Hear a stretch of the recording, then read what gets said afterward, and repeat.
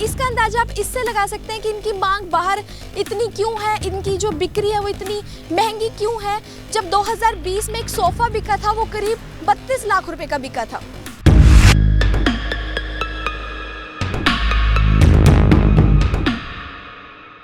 चंडीगढ़ के heritage furniture को दुनिया भर में पसंद किया जाता है, लेकिन अपने देश के लोगों को इसकी जानकारी बहुत कम है कि आखिर हेरिटेज फर्नीचर क्या है। ये बाहर बहुत महंगे दामों में बिक रहे हैं और ये बिक रहे हैं, लेकिन इसके पीछे कहीं ना कहीं गलती प्रशासन की और लोगों को इसकी जानकारी नहीं है। ये भी एक बड़ा मसला है। आज हम आपको बताएंगे कि आखिर हेरिटेज फर्नीचर क्या है, ये इतने महंगे क्यों बिकते हैं, इनकी इतनी बड़ी मांग क्यों है और इन्हें कैसे बचाया जा सकता है और ये बाहर विदेशों तक कैसे पहुंच रहे हैं। चंडीगढ़ जो शहर है वो देश के पहले प्रधानमंत्री जवाहरलाल नेहरू के सपनों का शहर है, इसलिए उन्होंने जो इसकी रिस्पॉन्सिबिलिटी थी वो फ्रांसीसी आर्किटेक्ट ली कार्बोजियो को सौंप दी और उनके जो चचेरे भाई थे पियरे जेनरे, और उन्होंने दोनों ने मिलकर जो है चंडीगढ़ का डिज़ाइन तैयार किया और उसका फर्नीचर तैयार किया। उन्होंने फर्नीचर ही नहीं तैयार किया बल्कि जो फर्नीचर में बनाया वो था manhole cover, foot lamp, concrete lights जो अभी सुखना लेक पर लगी हुई हैं, और कुछ लोहे के पल्ले बनाए जो चंडीगढ़ की विरासत है और वो सबसे अलग है।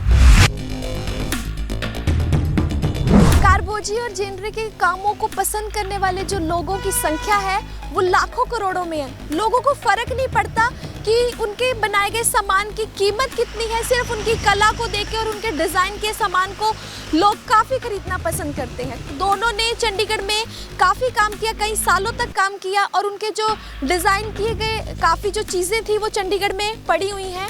और इसका अंदाजा आप इससे लगा सकते हैं कि इनकी मांग बाहर इतनी क्यों है, इनकी जो बिक्री है वो इतनी महंगी क्यों है। जब 2020 में एक सोफा बिका था वो करीब 32 लाख रुपए का बिका था।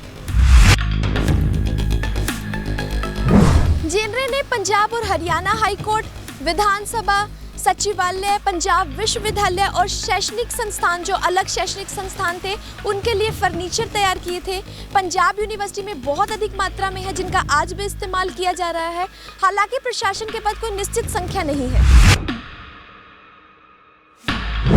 2014 में चंडीगढ़ प्रशासन ने खुद बड़ी मात्रा में जो हेरिटेज फर्नीचर हैं वो अंतर्राष्ट्रीय मार्केट में बेच दिए।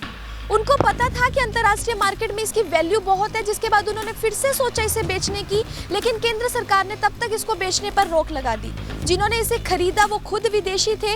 उन्होंने पहले शहर का दौरा किया, पहले फर्नीचर को पसंद किया, उसके बाद प्रशासन के सामने प्रस्ताव रखा कि वो उसे खरीदना चाहते हैं, जिसके बाद प्रशासन ने उन्हें बेच दिया और अब वही फर्नीचर जो है वो अलग अलग देशों में नीलाम हो रहे हैं।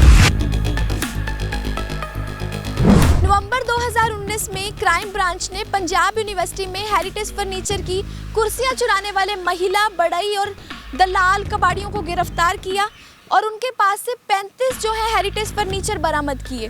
ये क्या करते थे? सबसे पहले चोर चोरी करते थे, उसके बाद सस्ते दामों में कबाड़ियों को बेच देते थे। कबाड़ी और बढ़ई आपस में संपर्क करते थे, फिर कबाड़ी जो है वो बढ़ई को दे देते थे, बढ़ई उसको नया रंग रूप देता था, फिर वो दलाल के साथ संपर्क करता था, दलाल उसे महंगे दामों में खरीदकर मुंबई और दिल्ली एयरपोर्ट पर पहुंचा देता था और बाहर, जिसके बाद ये विदेशों में जाते थे और बाहर जाकर इनकी बोलियां लगाई जाती थी और इस तरीके से जो चोरी की हुई हेरिटेज फर्नीचर की जो बिक्री है वो बाहर की जाती थी। अब तक इन देशों में करोड़ों में हो चुकी नीलामी, चंडीगढ़ के हेरिटेज फर्नीचर की नीलामी यूरोपीय देशों में सबसे ज़्यादा होती है।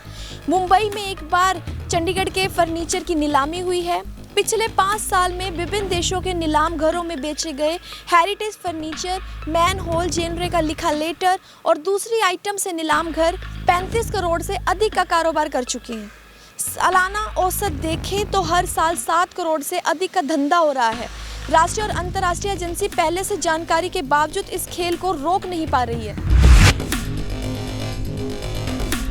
चंडीगढ़ प्रशासन की माने तो अब हेरिटेज फर्नीचर के लिए लोग जागरूक हो चुके हैं, इसलिए अब इसे कोई भी चुराने की कोशिश करता है तो उसे पकड़ लिया जाता है।